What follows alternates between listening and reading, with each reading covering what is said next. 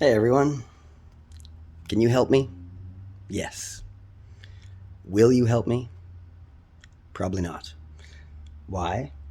Well, because by and large humans are selfish, and we've come to believe in the Western world that karma is like a bank account, where we will do a good deed with the expectation that something in return will come back to us positively.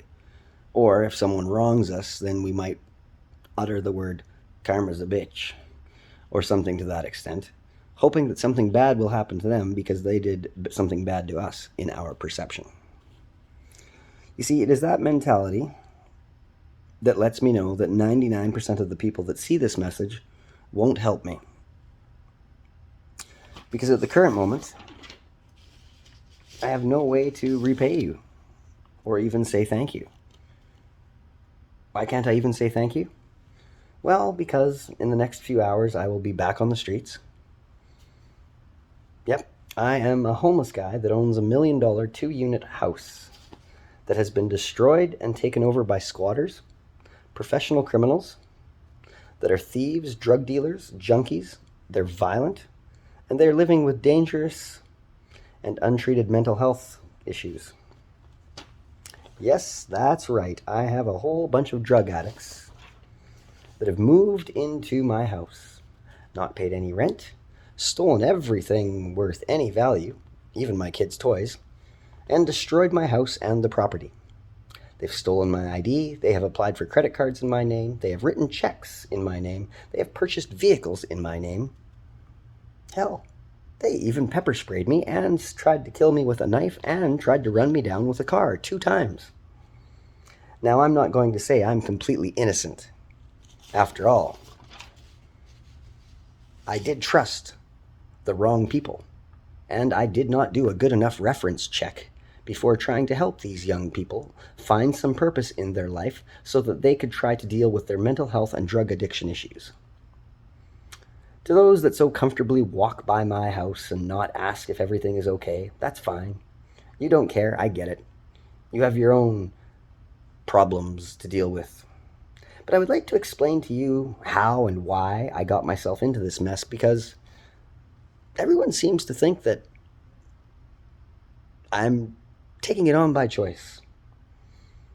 And believe me, I'm having a very hard time dealing with it myself.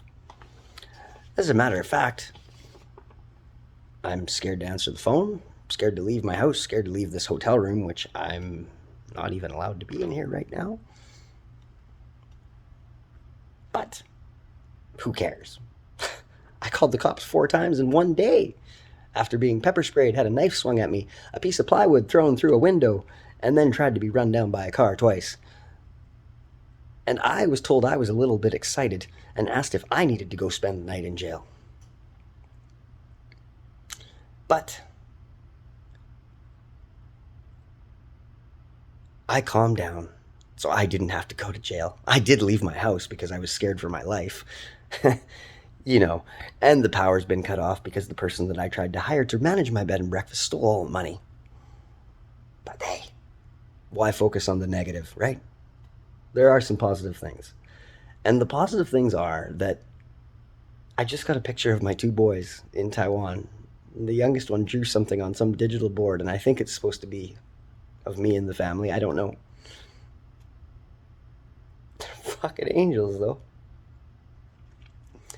But enough of my letter. Let me tell you why I got into this and how I got into this. And, all I can say is I hope it isn't your daughter that gets put downstairs for 4 days, force-fed drugs until she becomes an addict, and then gets dope sick, raped by a whole bunch of her boyfriend's friends, and then turned into a prostitute and thrown in a hotel and told good luck.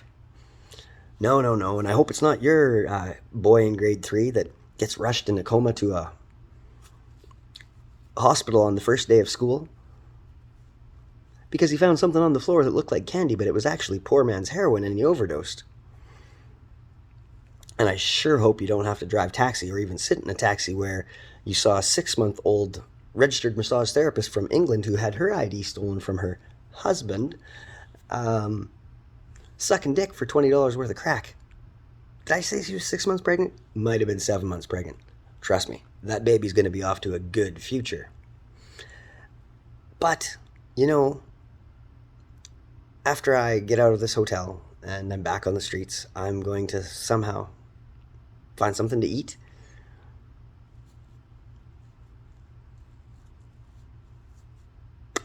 And I don't have a fucking clue what to do. I'll go try and fill out the police report, although without any identification and no cellular data, it is a little bit of a challenge. But if you want to help, don't fucking call and ask me how I'm doing. Don't say, nah, do you need to talk? Let me tell you what fucking makes the world go round. Money. Now it sucks. But when the World Health Organization a couple of years ago, less than a decade, said access to data was a basic human need, I kind of thought, they're pushing it. That's a little bit much.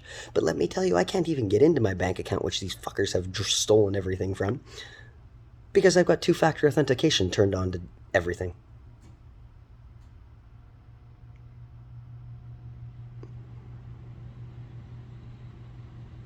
And the several $1,000s that the person I tried to hire to give a job to get out of her drug-addicted, abusive, forced prostitution relationship ended up letting the addiction beat her and stole all my money instead of doing what she said she was going to do. And I'm not an idiot. I kind of did do my check. But I guess I am an idiot. The thing I'd like to tell you about helping people and philanthropy and that kind of work is it is noble and it is God's work. But you can only help people with what you can afford to lose, because they will fucking take everything you ever fucking had.